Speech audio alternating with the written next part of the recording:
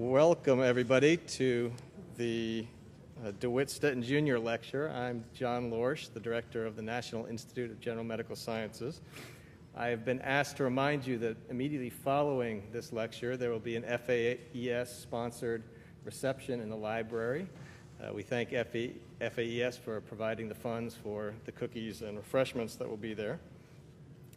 Let me start by telling you a little bit about the distinguished scientist for whom this lecture is named, DeWitt Stetton. Dr. Stetton spent most of his career at the NIH, serving in 2 institutes as well as the Office of the Director.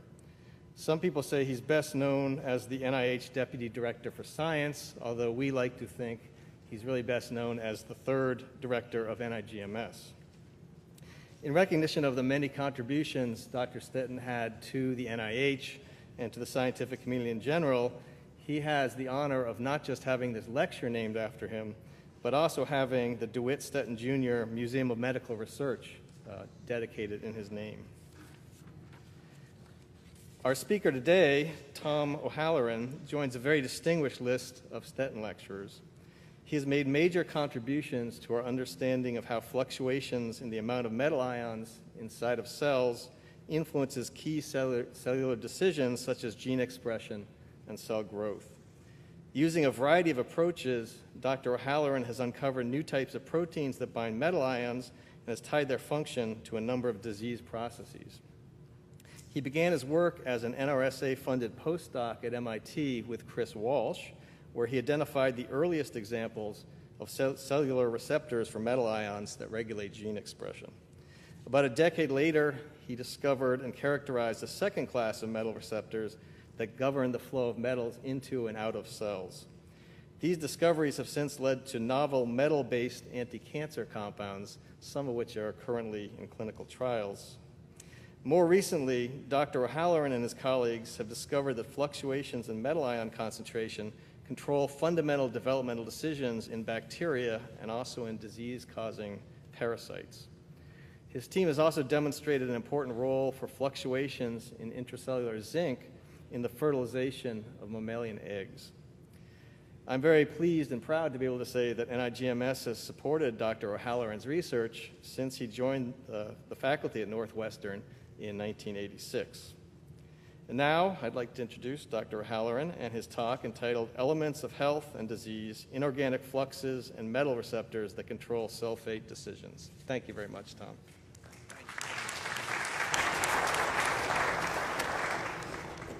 Well, it's a great honor to be here today and to try to follow in the footsteps of both Dr. Stetton as well as the previous lectures in this series. And really excited to tell you about some of the discoveries that have come over the years from our laboratory, and I'm going to take a very kind of iconoclastic view of the periodic table, and I want you to realize there are many examples on top of what I'm going to highlight, but I'm going to try to run through a series of arguments that keep expanding the question of how does nature make decisions, and how does it use the inorganic components of the cell to make those decisions.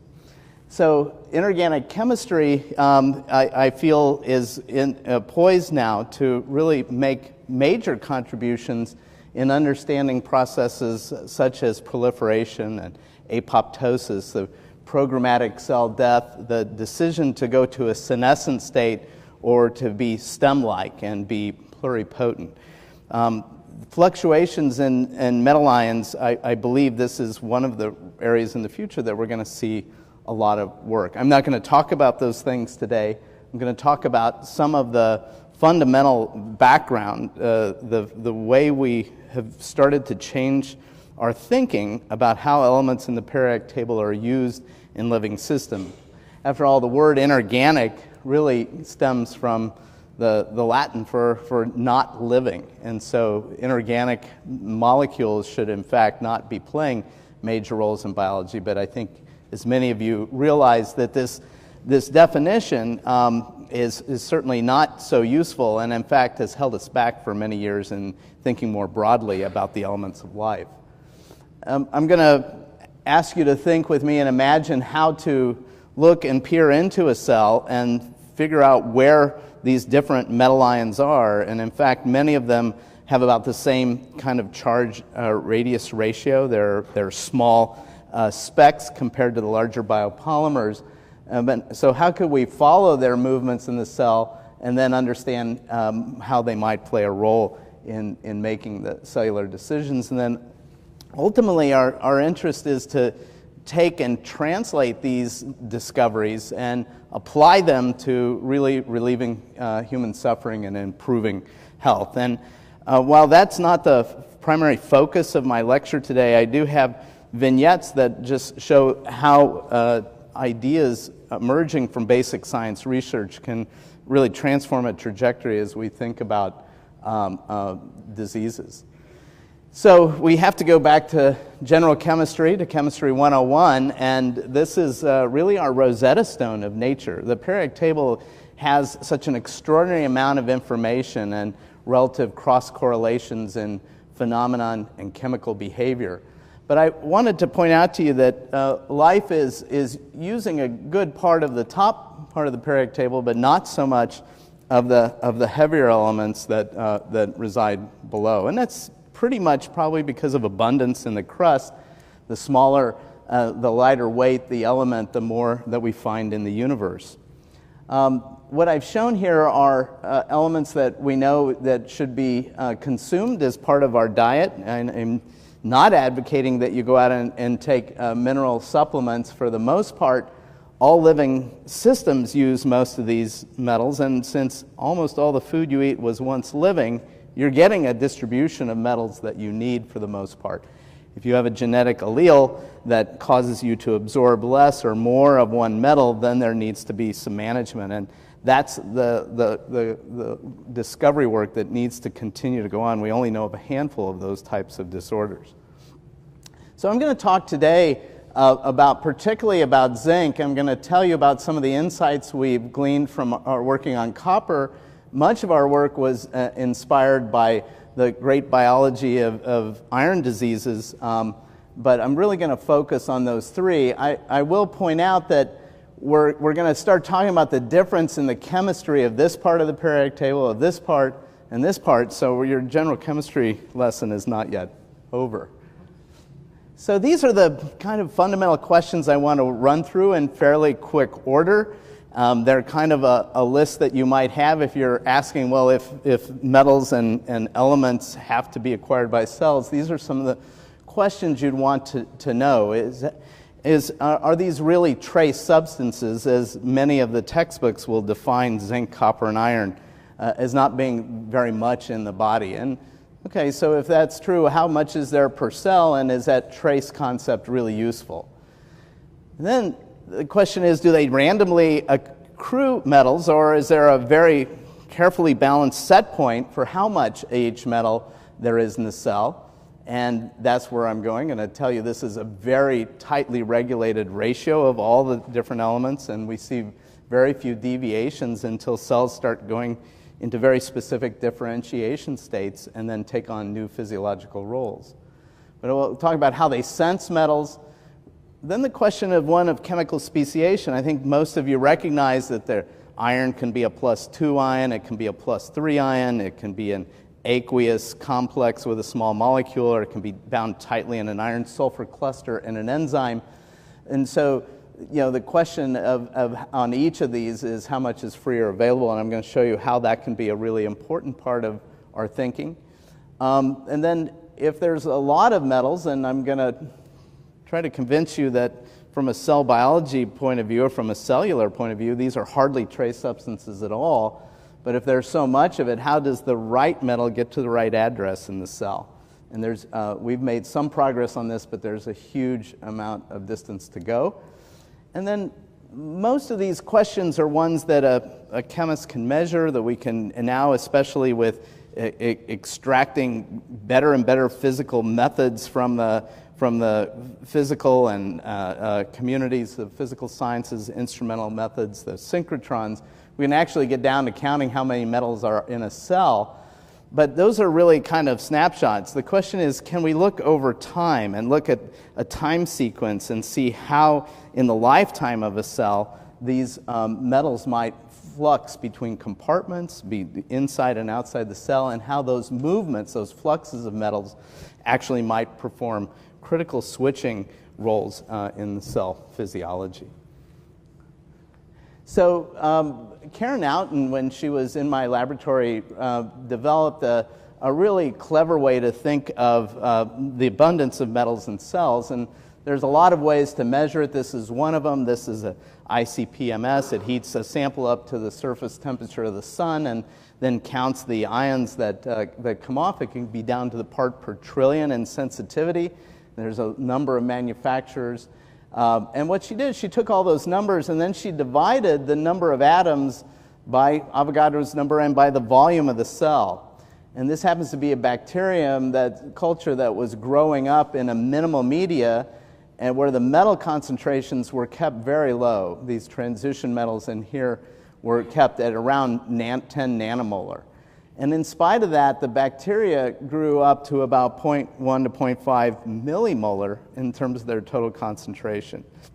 That's 4 orders of magnitude by which the iron was concentrated. Not too surprising. We know a lot about iron scavenging systems. But what was remarkable to us that zinc was almost neck and neck. And in fact, copper and manganese were always about an order of magnitude lower.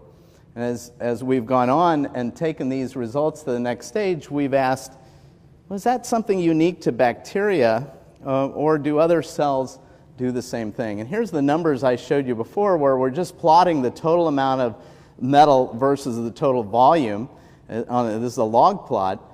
And what you see is that yeast, which are much bigger, and that mouse cells, which again are much larger, frog eggs, chicken eggs, etc., that there's this continuity. There's kind of a signature of these cells, most of which are undifferentiated, and that there's around 0.5 millimolar of zinc and of iron in those cells. And this still floors me today, that there is such a high concentration. If I dissolved solutions of iron and zinc at those concentrations, you'd see a precipitate. The metals would react and they'd want to fall out of solution. So cells are spending a great deal of energy to concentrate, and there's this kind of a baseline that I want you to keep in mind as we go through the lecture.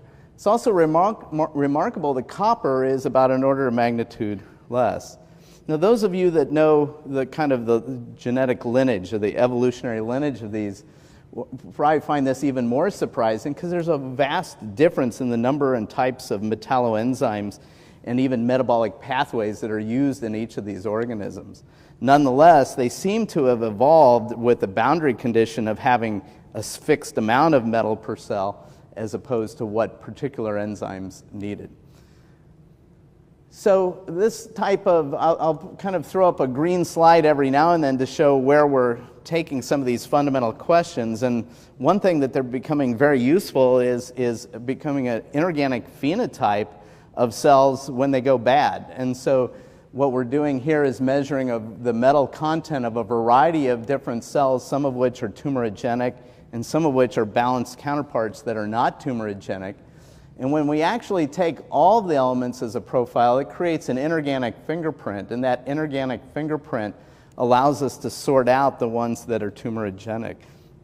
Now, we're not trying to do this for diagnostics. We're trying to do this to map differences in the physiology. What causes a cell to now turn off some of the regulatory boundary conditions and networks that keep it from becoming invasive and pathogenic?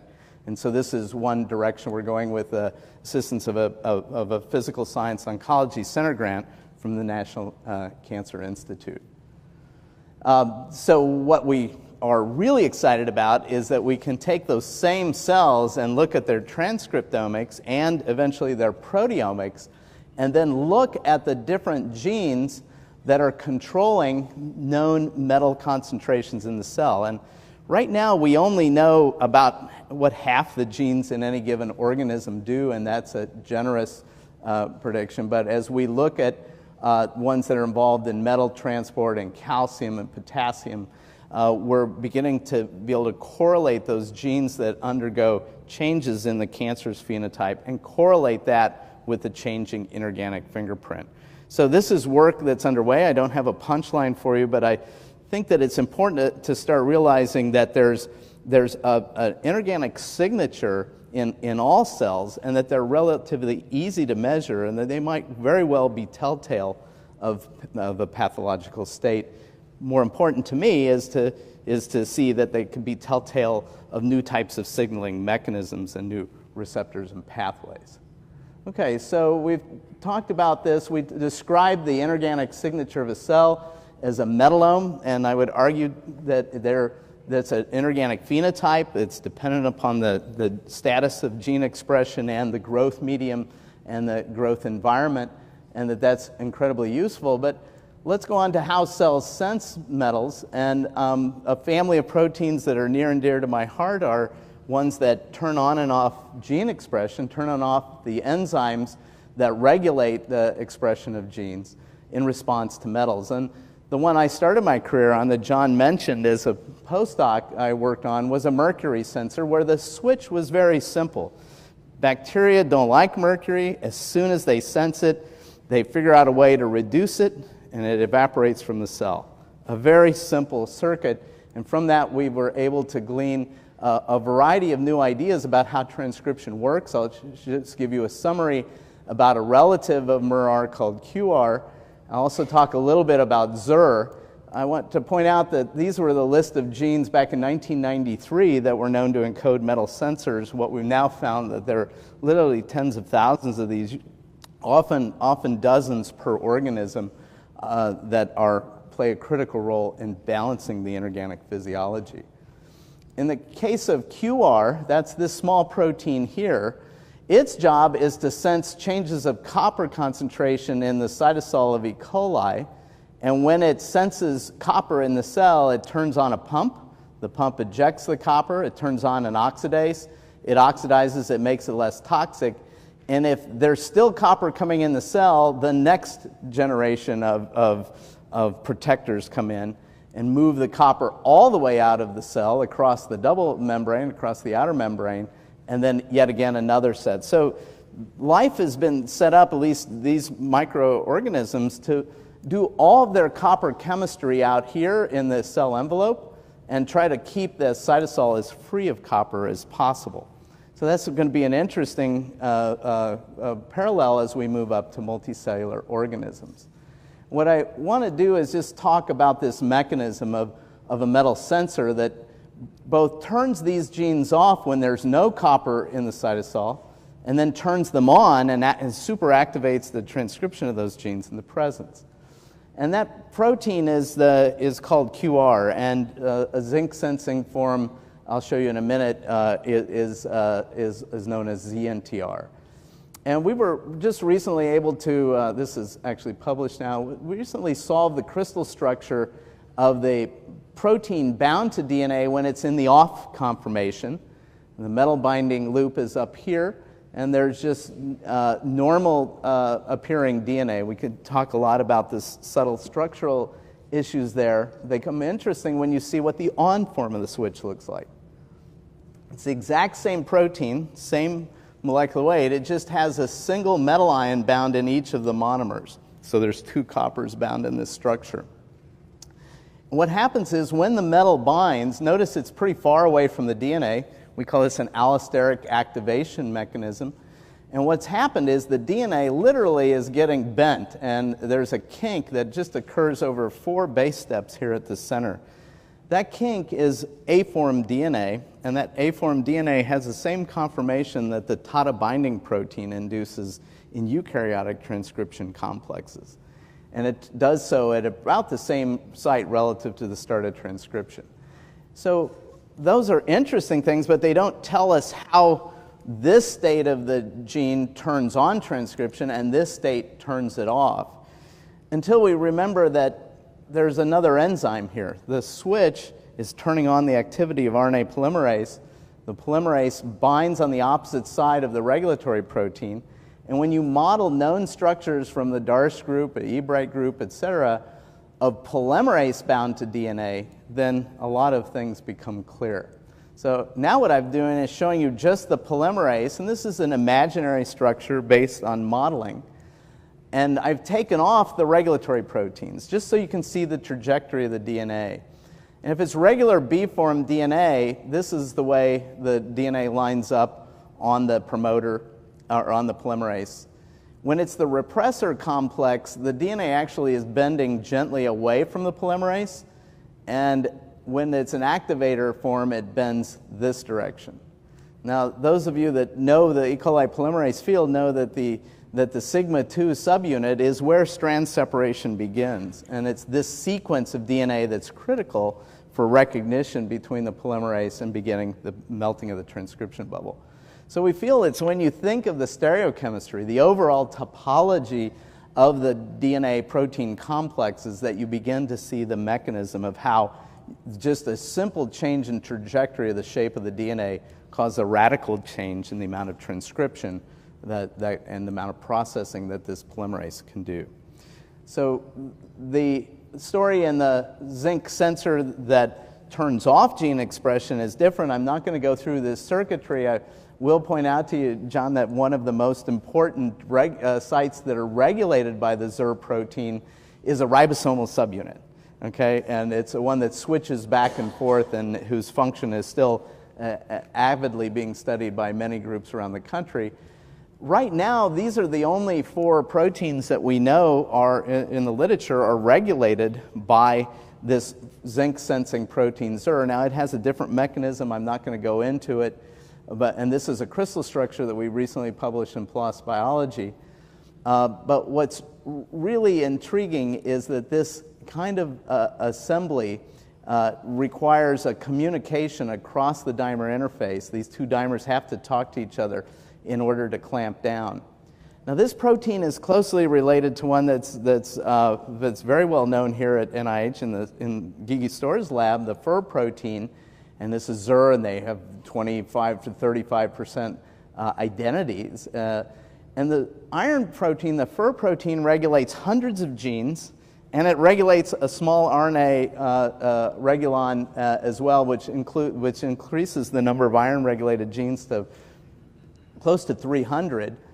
And what's really still a mystery in the literature is how come ZR is only regulating 4? They both have the same number of atoms that have to be managed in the cell. And what we're finding is that, in fact, there's a much deeper ZR regulon, one that just is not well explained by the current data. And I'll be talking more about that in the future, maybe on my next visit here. Okay, so we've seen that there are sensors, and there are now hundreds of these that turn on and off gene expression. Can we use the way they work? Can we study them in the test tube and try to understand something about how the cell works itself?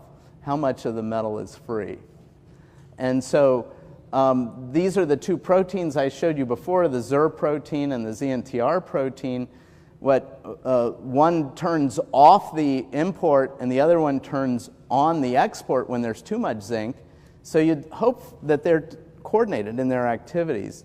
And what Karen Outen was able to show is that, in fact, ZR turns off zinc, the transcription in the test tube in response to increases in zinc concentration. And after it shuts down the zinc uptake genes, it then turns on zinc export. So things follow in the natural order. But this narrow range is really fascinating. There's really only a 4-fold concentration change between when you start turning off ZR and turning on ZNTR. And the center of that is around 10 to the minus 16th molar in terms of free zinc. That is an extremely tight binding site. And in fact, if we ask, is that the ambient free zinc concentration in the cell? Well, how do we think about that? The free zinc concentration of 1 zinc dissolved in the volume element of an E. coli is 1 nanomolar. This is 6 orders of magnitude less than 1 nanomolar. Okay, and what that suggests to us in a type of thought experiment is that there's a whole host of chelating agents inside the cell that are competing and binding the zinc and not making it available. But once that pool is exceeded, and once that buffer capacity is exceeded, these switches trip on and take control of the transcription of the pumps that will determine the fate of the cell. So if we step back, now I'm not saying that's the ambient free zinc concentration in the cell, but if you agree with me that there's generally extremely low free zinc concentration in the cell, these are tightly restricted. I can show you the same type of data for copper, which we've published, and the copper is even more tightly regulated. Then there's really no zinc floating around or copper. So the question is, when you need a copper ion or a zinc ion, how do you get it? Another interesting fact is that we have to think about the studies I've just shown you. They're described as thermodynamics. They're really not considering how much time it takes. We assume that the system has reached equilibrium. But a very momentary pulse or an elevation in zinc could really be playing a critical role that other factors are going to be monitoring. And I'm bringing this subtlety up because we're going to talk about this as we go on to the egg. And I point out calcium because it's well known that calcium does that. It's an alkali earth metal. It doesn't form covalent bonds the way zinc does. But what we want to do is start thinking that there are going to be parallels, or could there be parallels between zinc and calcium? And then I wanted to say, are there pools of zinc in the cell? And the way we would interrogate pools of zinc is to develop fluorescent probes. So these molecules emit light at one wavelength, and then as they bind zinc, they adopt a conformation, an electronic excited state, that allows them to emit light at a different wavelength. And using the ratio of these, we can actually determine the ambient free zinc concentration as long as it's in a narrow window. In this case, the sensor has an affinity or a dissociation constant of 2 times 10 to the minus 9. So it's poised around the micromolar or nanomolar range. Based on our suggestions and our thought experiment on the ZIR protein, we'd expect putting this in the cytosol of E. coli, it wouldn't light up because the ambient free zinc is too low. But we're going to use this to explore compartments where free zinc might be elevated. And this is a side note again on bringing up the relevance to health. It turns out that the malaria parasite, when it invades a red blood cell, forces the concentration of zinc, and as it grows and it starts eating the interior of the red blood cell, digesting the hemoglobin, it starts pumping zinc in. And wherever you see green, you have an elevated concentration of free zinc. The red spots are the DNA of the growing pathogen in the red blood cell. And it creates a vacuolar network that's different from the food vacuole, and it's different from the nucleus. And it's just bathed in very high concentrations of free zinc.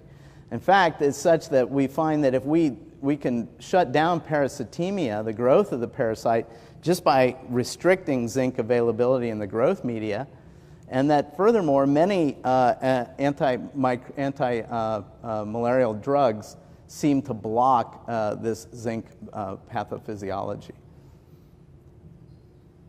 So I want to recognize a few people that have contributed to this beginnings of this story that I've told you.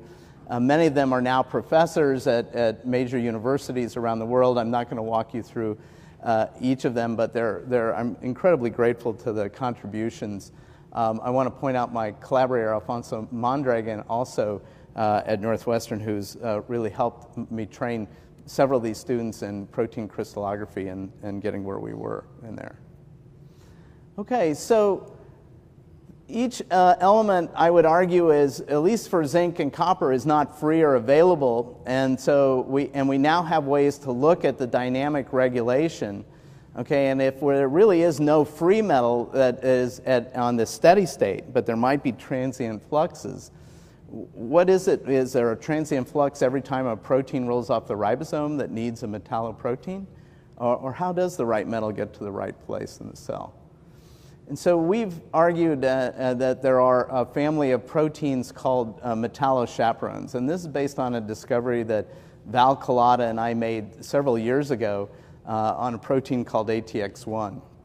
And this class of proteins, we argued, would serve to pick up the copper from some import site and then protect it and guide it till it could collide and be inserted in the right protein. After all, if the cell is full of chelating agents that bind metals avidly, then those might actually represent a competitor for getting the right metal in the right place. Told you about the regulatory roles. I'm going to tell you a little bit about this kind of a cartoon. The protein that Val cloned and discovered as an antioxidant protein, ATX1, there's human forms of it, there's present in yeast, and this is one of these small molecules that acts as to give the metal an address in the cell. And there's other classes that have been discovered, including the copper chaperone for superoxide dismutase. Now, a number are known in bacterial systems as well. There are no good cases of a zinc chaperone that have yet been described. There are some great candidates for iron chaperones, and from the lab of Carolyn Philpott here at NIH, you can see many of these great examples. So this is it's a very exciting time, and I'd say we're still, the ideas are still erupting in this field of metal trafficking. To make a long story short, the small diffusible protein picks up copper and then it collides with a bigger protein that's bound to in a compartment, transfers the copper, and then hands it off from site to site until it's moved uphill thermodynamically into a specialized compartment where it can be put in copper-dependent enzymes. This is the Wilson disease protein in humans, and in yeast it's called CCC2. We worked out the chemistry a while back in collaboration with Amy Rosenzweig and with Ivano Bertini of how the two proteins would dock and exchange the metal, and through a series of bond making and breaking steps, never let that metal free in solution.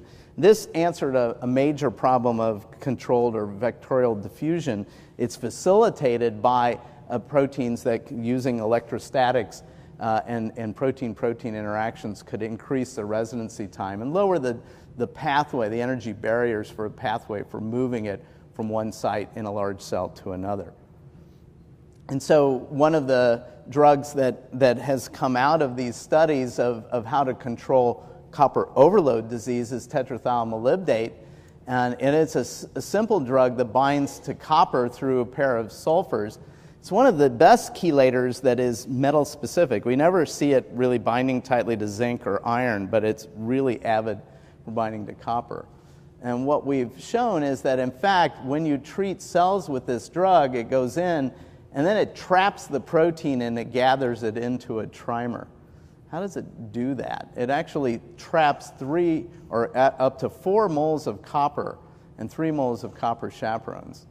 It creates this iron-sulfur cluster-like entity, which looks quite confusing, but in fact is quite simple. This is the drug, and then each of these different parts of these different proteins, each is a different color, is a copper chaperone with a copper bound in its normal site.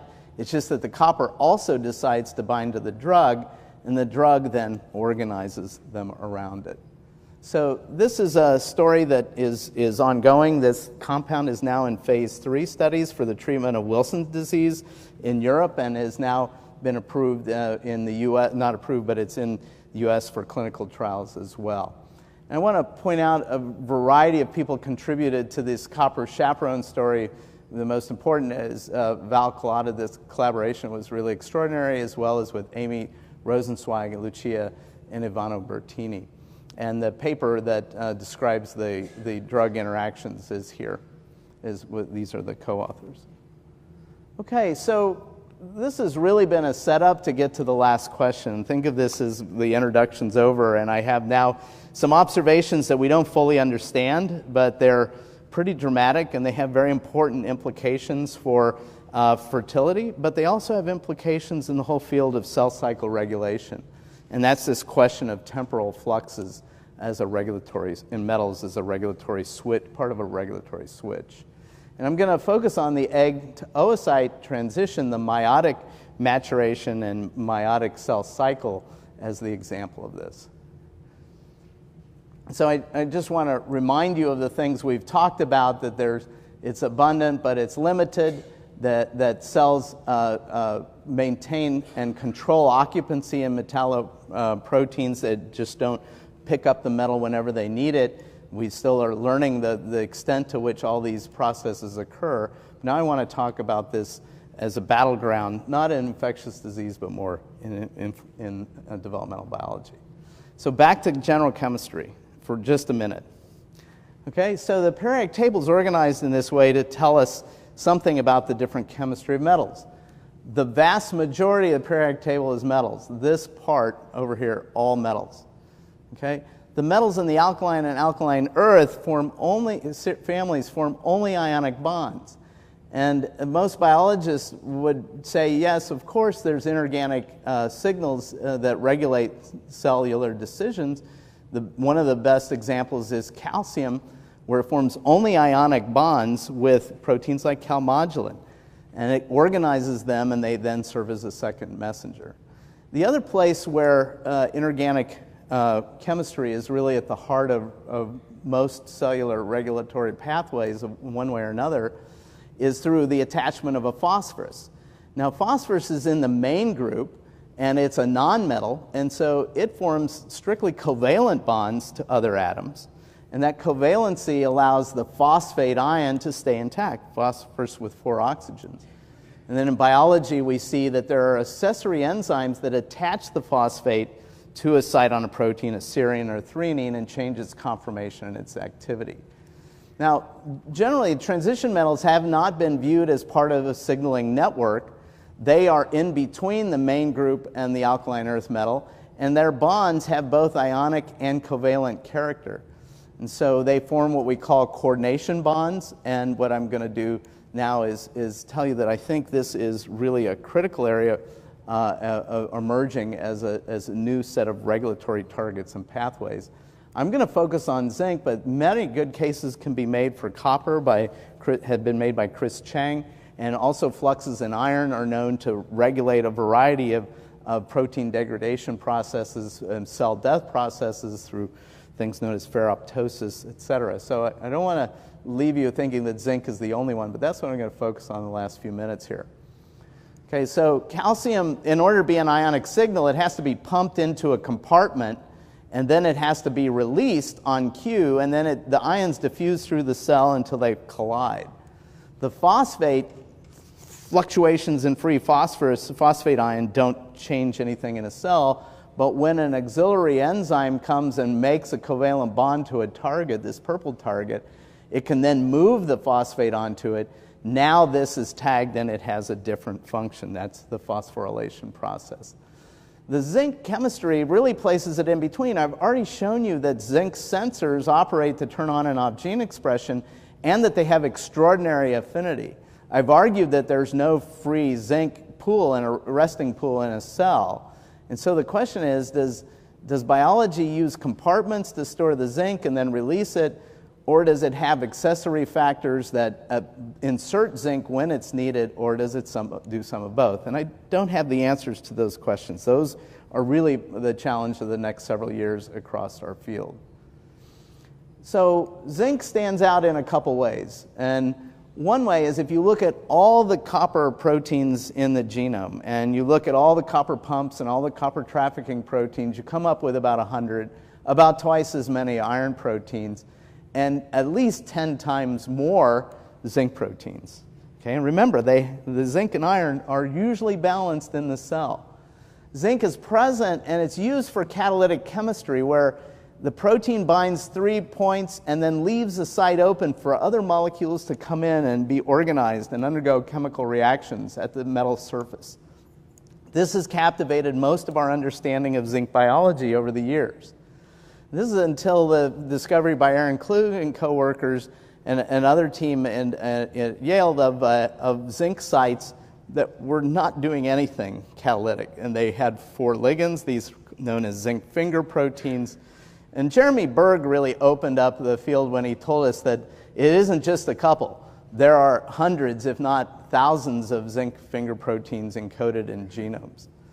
Okay, and these structural zinc sites, so-called structural sites, are involved in transcriptional control. They're involved in protein degradation, the ring finger proteins, and E3 ligases, and they're in almost all polymerases, and almost every type of ribosome and every type of organism has a zinc dependence. but the zinc is not. What is it doing there? And so this is one of the questions that had been bothering me for a very long time. I described it as a zinc metalloregulatory model. Is nature using zinc occupancy to control the functions of these types of proteins? Is it a type of master switch? And it could maybe selectively activate groups of zinc proteins. So I had this question, and this is what's led us to measure zinc in fluxes in many cells. And I asked my collaborator, who's a follicle biologist. He studies the maturation of the human egg and the hormones that drive folliculogenesis. And she happens to be my wife. And we were walking on the beach one day, and I said, why is it that the sperm head has so much zinc? Could it be that the sperm delivers zinc as a signal with the genetic material to wake up an egg that might be asleep for 40 years in a human? And she looked at me in the way that only a spouse could do, and she said, I don't care. How can you not care? Zinc could be the missing link in a whole suite of different types of mysteries of how cells operate and make decisions. And I was about to make the case and even more fervently, and she said, no, it's not zinc I don't care about. She said, I don't care about sperm. And then she showed me this picture. She said, this is the largest cell in the human body. It's over 100 microns in diameter. A woman is born with every egg that she'll ever ovulate, and they're present at birth, and they're selected and matured, and in fact, there's nurse cells that take care of them up until the point of ovulation. And these are the smallest and most insignificant cells in the body, these little things moving around, the sperm. She said, does it look like they know what they're doing? She has a gamete problem, and we're trying to get that taken care of. But she told me that if I told her there was something going on with zinc in the egg, that we could talk, and that was the end of our conversation. So what happened is, I want to set this up and show you the young woman that came in the lab and took on this challenge. But before I do, I want to help you understand how important these temporal fluxes of metals are. And some of you are aware of these stories. This is old data on the sea urchin egg from the Whitaker laboratory, where a fluorescent probe is put into the cell. The sperm is added, and this is one optical plane, and when this peak goes up, that means there's more light being emitted from the calcium-bound probe. As the calcium availability goes down, again within the cell, the fluorescence goes down. And what you see is this rapid oscillation of calcium, these calcium waves that play critical roles in waking up an egg and getting it ready for the next step after the sperm is entered, and that is to create a zygote and then an embryo. So this is the young woman that took on the challenge, Allison Kim, and she took some of the fluorescent probes I've already shown you, and she stained eggs with them. And the very first experiments she did were, it lit up this little bucket here on the side of the cell. It's called a polar body.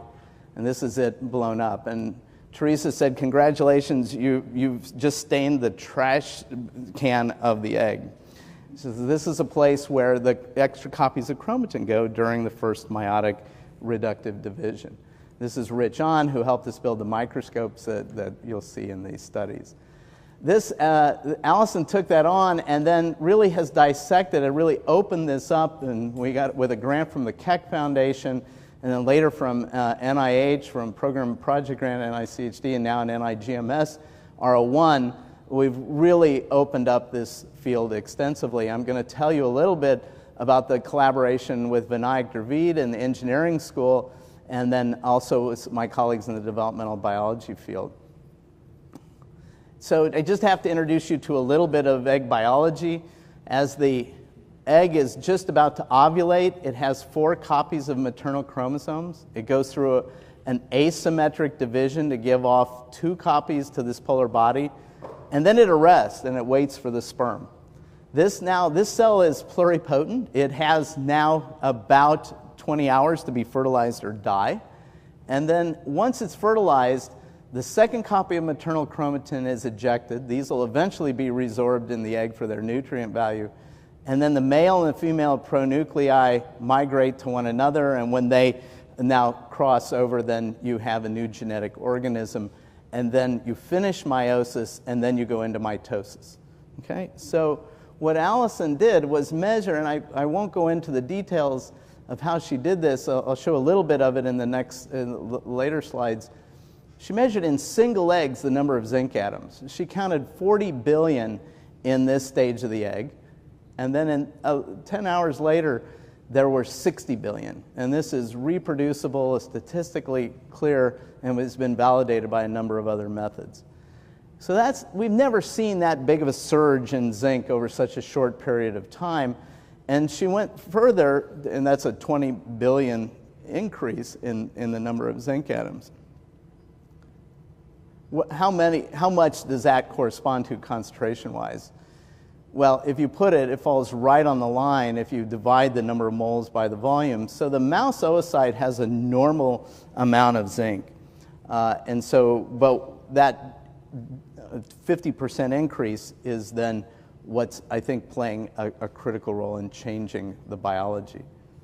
She also showed that when zinc went up, right after fertilization, it started going down. It never went as low as it started.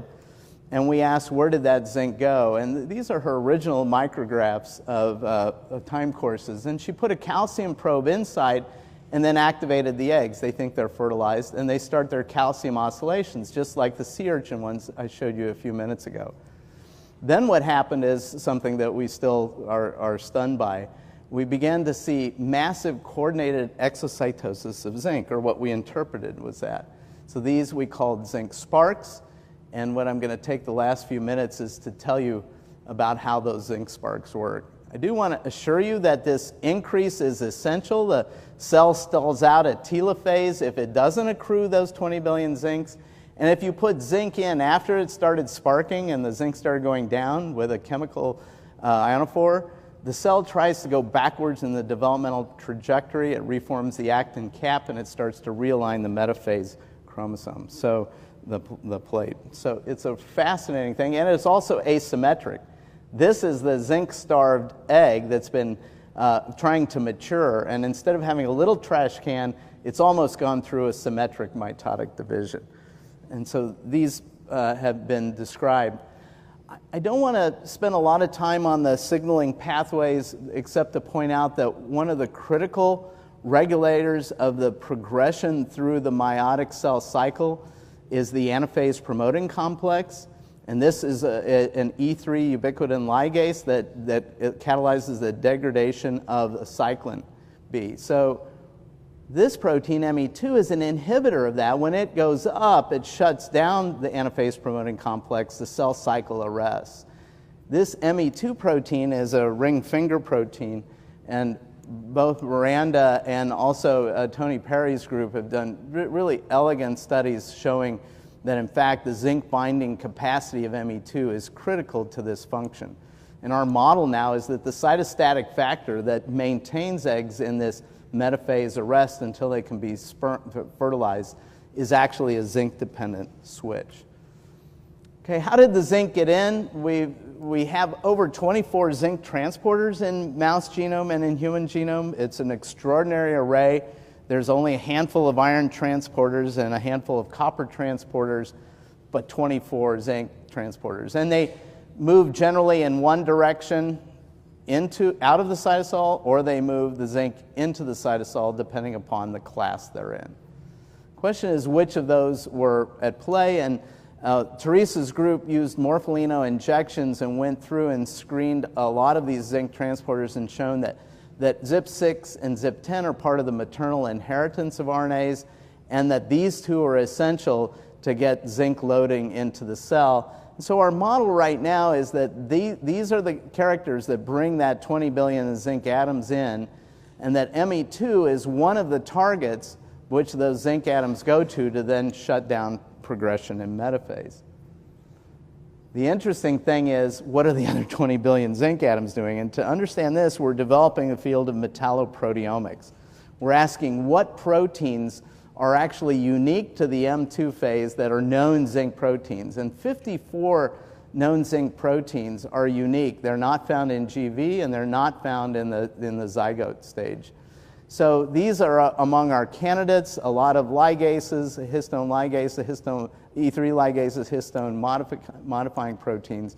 And we're now sorting through and trying to identify which ones get metal-loaded, what the zinc is doing, and how it's regulating. So it's going to be a complex story. What I'll ask your patience as we try to work through what those receptors are and how they work. The last few minutes, I want to show you where the zinc spark comes from. To solve that problem, we had to synthesize new molecules and develop new imaging methods that actually map the location of zinc atoms within the cell. And Emily Kay developed, and when she's a postdoc in the lab, developed an extraordinary probe. This is a live egg that's stained for its DNA and for the zinc in green. And this is the M2 phase. This is the arrested egg. So what's remarkable about her probe is, first of all, it illuminated such interesting possible compartments, but it also did it at 50 nanomolar, an exceedingly low concentration that doesn't disturb the pool of zinc within the egg.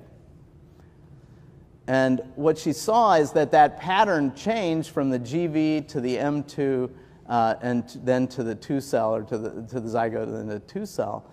And notice that it forms this hemispherical distribution. And this is called the cortical granule-free zone. This is a type of biology that was seen before anything was known about zinc, about other types of granules that are released at the time of fertilization. And I'm not going to take you through all that biology, but I'm going to show you what that looks like when you ask, are those really zinc-loaded vesicles?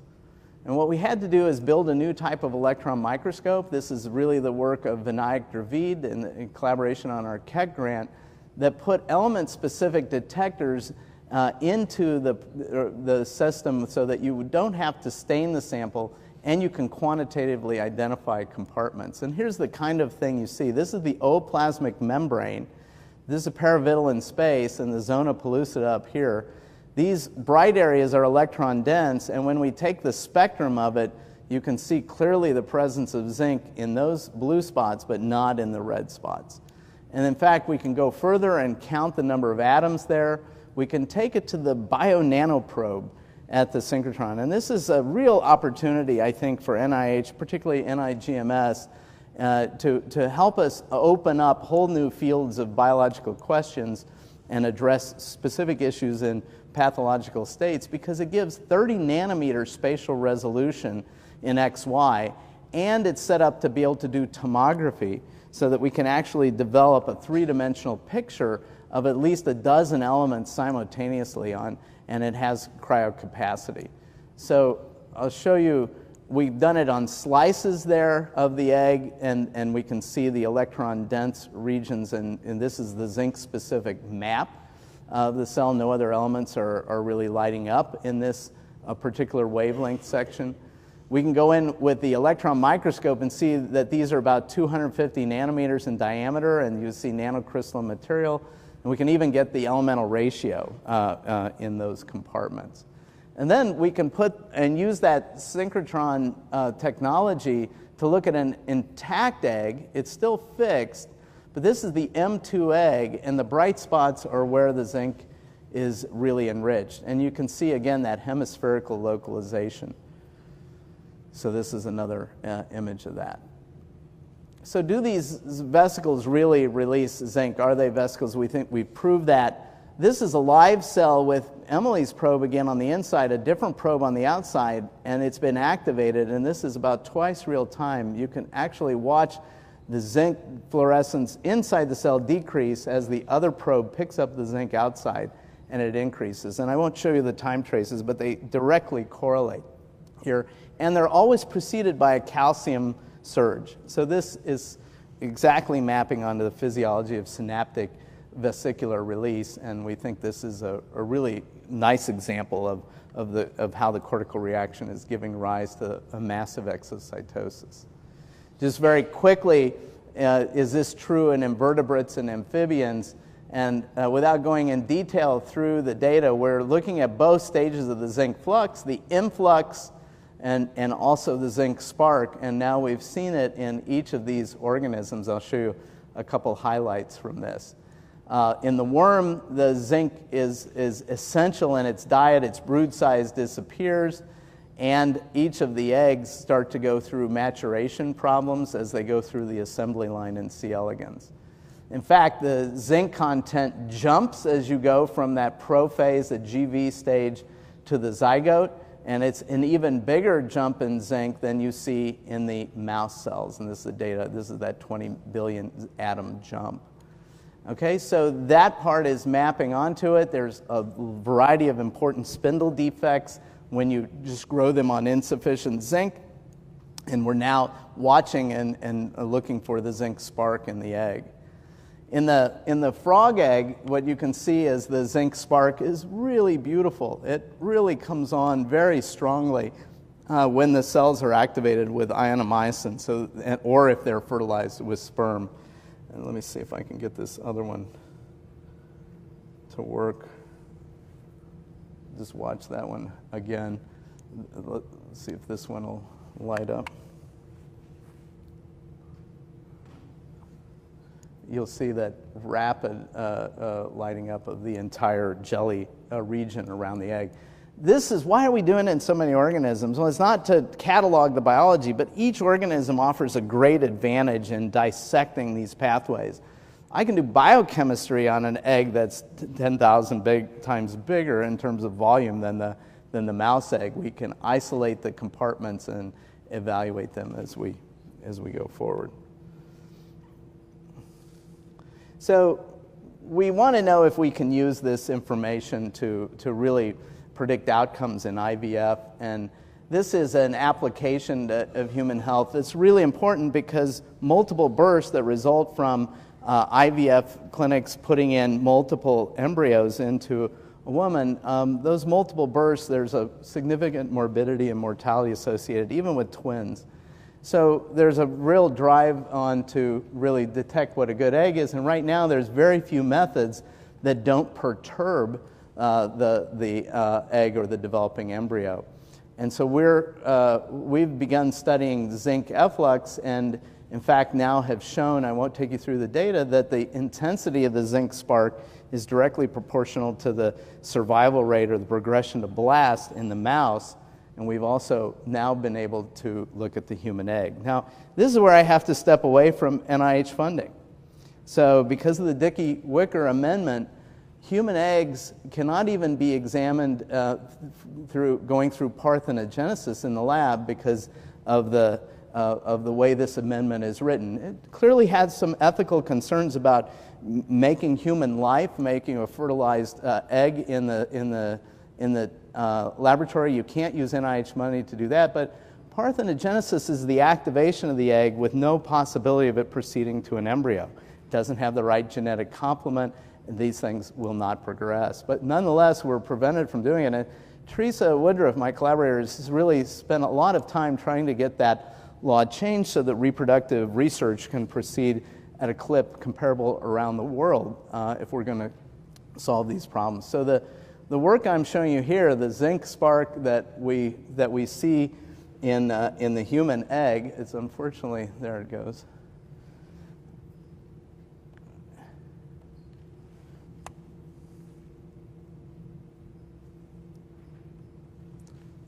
And I don't think my other movies are going to run on this platform, but you can see the zinc spark emerge. This is a human egg that's been activated that through volunteers that contributed eggs they weren't going to use in the IVF clinic. And then with support from Ferring and from the Keck Foundation, we were able to do all these experiments without any type of NIH funding. I hope in the future to be able to tell you that we can make progress more rapidly, but that's going to require a change in the legal code. But it's really exciting now to see that the human egg is giving sparks, and in fact, these are correlating with the very limited data we have with a successful progression to a blast stage, which would then be implanted. Okay, last couple of questions are, what is the zinc doing? And I wish I had more molecular descriptions for you. One that I'm just going to show you in a minute, this is just submitted for publication, is that when the sperm fertilizes the egg, the zinc concentration in the zona pellucida right outside the egg rapidly increases to a really non-physiological concentration. It's almost millimolar right at the egg surface. And what we ask the question is, could that spark, could that be transforming the outer shell of the egg and making it less permeable to sperm? And in fact, that's exactly what's happening. First of all, we could show that the zinc content of the eggshell goes up by measuring single eggshells at the synchrotron. It goes up by about 200 to 300%. And so the zinc is sticking. And when you look at the surface, this is an M2 egg, and this is after it's been activated, and now the block to polyspermy is starting. You can see the difference of the thickness of these mesh-like network that is the glycoprotein matrix, the zona pellucida. If you just squirt a little bit of zinc, not even going up to those high concentrations, or just almost achieving them, what you see is a significant change in the biophysics of that polymer shell. And in fact, these are statistically indistinguishable. So this is a really exciting time. I hope that through this demonstration of, and really we've spent a lot of time documenting whether this is an artifact, is it reproducible, how much of the zinc is really coming from the outside the cell, where is it going, and what is it doing. And we've really just begun to scratch the surface of those questions. The ME2 protein I think is our first clue, and there's an ME1 protein that controls mitosis. And so it's possible that zinc surges are going to be involved in almost all mammalian cell cycle decision events, but that's a wide open question. There are zinc waves in neuronal cells when they become activated. There's zinc sparks in pancreatic beta cells when they release insulin. And this is essential to the biology. In fact, the zinc transporter is the most widely found correlative in GWAS studies with type 2 diabetes. So zinc is playing a role in metabolic disease and infectious disease. These fluxes are often part of the battleground between a pathogen and a host. And so I feel like we've just begun to scratch as a community the surface of what the movement of metal ions can do in terms of establishing the health or the death of the cell. So I want to stop there and really thank NIH and NIGMS for, without the kind of continuous support of my research program, really I don't think any of this would have come to fruition. I want to thank all of the research students and postdocs who I just barely able to mention some of them in the course of this talk. They really made these astounding discoveries and breakthroughs, and I want to thank you, John, for a great day here and you for your attention.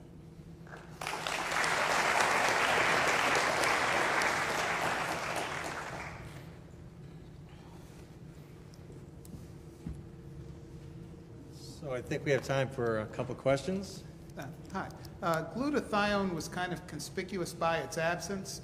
Have you looked at that as a possible chelator for zinc? Yes. So glutathione has an affinity on the order of 10 to the minus 8th or 10 to the minus 9th for zinc, and so it is a significant binder, but it doesn't compete with the proteins, certainly the ones I showed you, or with most zinc finger protein sites.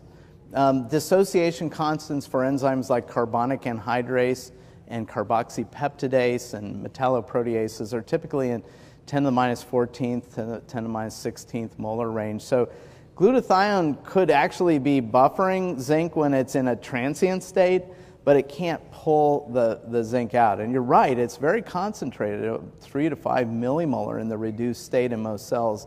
But we don't think that's part of the general resting state or the pool of zinc. Thank you.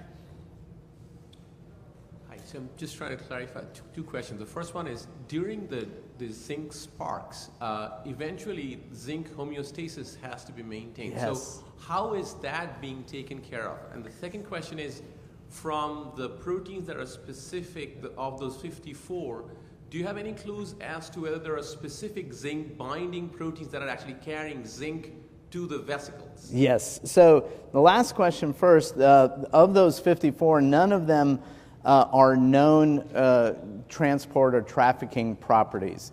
The closest is metallothioneine, and it's not one of those that has a stage set differentiation.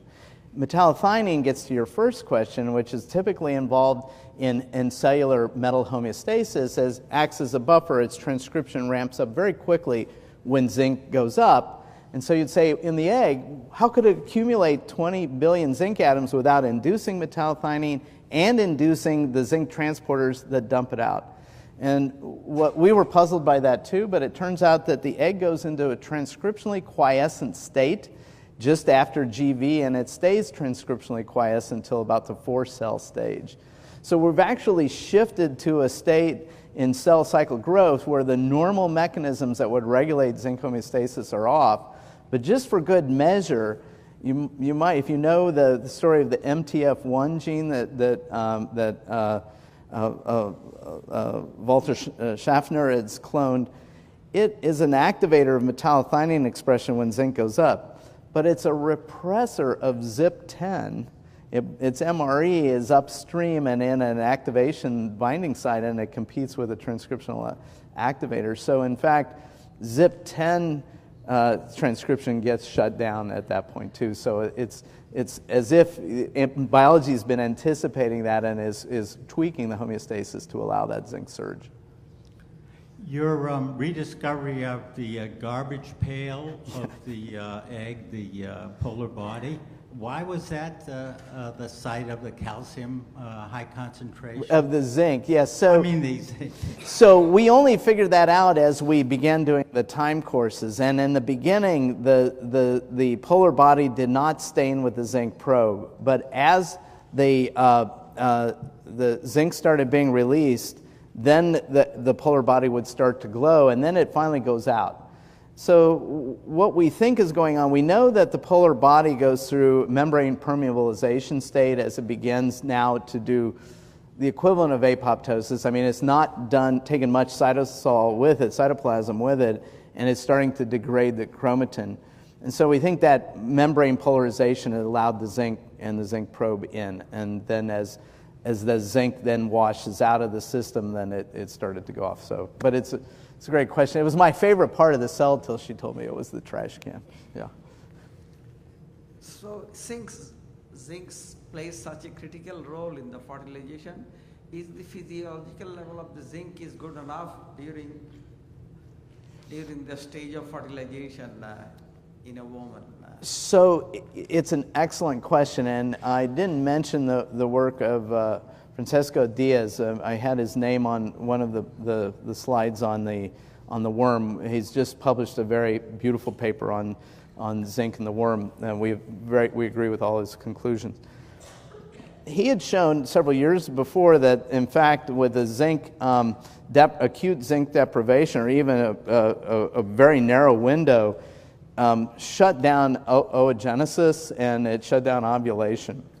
And so it's clear that the whole system is set up to be ready to acquire zinc, and if that zinc isn't available, a go, no-go decision gets made. So I think zinc nutriture is probably going to be very important in health. We have no data on nutritional supplements. I don't want to advocate taking a bunch of zinc to get pregnant because you'll become copper negative if you overdo it. But I would argue that we probably shouldn't have women taking these big neonatal vitamins that are trying to offset anemia in a pregnant woman, because the iron overload could actually be causing misloading of iron into the egg when zinc was being looked for. So I think there's some really important implications that need a lot of looking at. A short question then. In terms of looks like the calcium activation is critical from muscle cells, brain, even the pancreatic islet cells you mentioned. So you think in all these cases zinc is working, or and considering the large concentration as the zinc is moving, is it carrying a lot of some of the other chaperones and other things, because that will be much more energy consuming and also slowing the process of build-up? So I think that there's different roles for zinc fluxes at each stage in the cell cycle. And so I think we have to be careful not to map and say, well, zinc does this. You know, it's going to do something different at each stage. I do think that other metals can get pulled along. I think the chemistry of zinc and calcium is distinct enough that those two are going to be very hard to overload or misinterpret this chemical signal. And I think that's one of the reasons biology's employed two metals that are very far apart in their chemistry.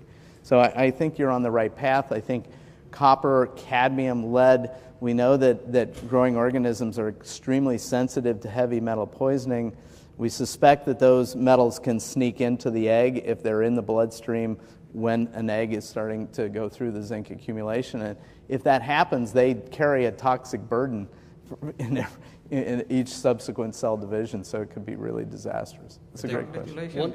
One last question, please. Great talk. My question is actually on copper, and more specifically copper chaperones. So since there are specific copper chaperones to specific copper proteins in different compartments, how do you think a cell decides which copper proteins get the copper? So is it regulating the copper chaperone level, affinity or concentration, expression level, or whatever? Yeah, that's a great question. And I think it's still a little too early to know. The thermodynamics of these different copper binding sites and different chaperones have been measured by the Bertini group and other groups around the world. And there seems to be a hierarchy that you get copper first in the copper chaperone for superoxide dismutase, and then you have a lower affinity of the ATX1 protein. But we just don't yet have enough data to know how that decision of allocation gets made. And in fact, to date, no one's shown a docking of the chaperone with the importer, which would be another place where discrimination and a prioritization. But I think you're asking exactly the right question.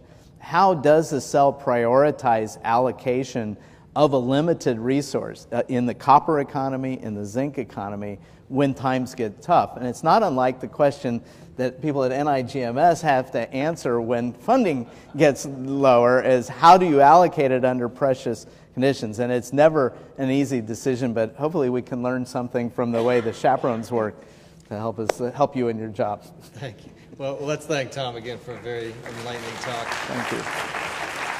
And I want to invite everybody for the reception in the library now. Okay. Thank you.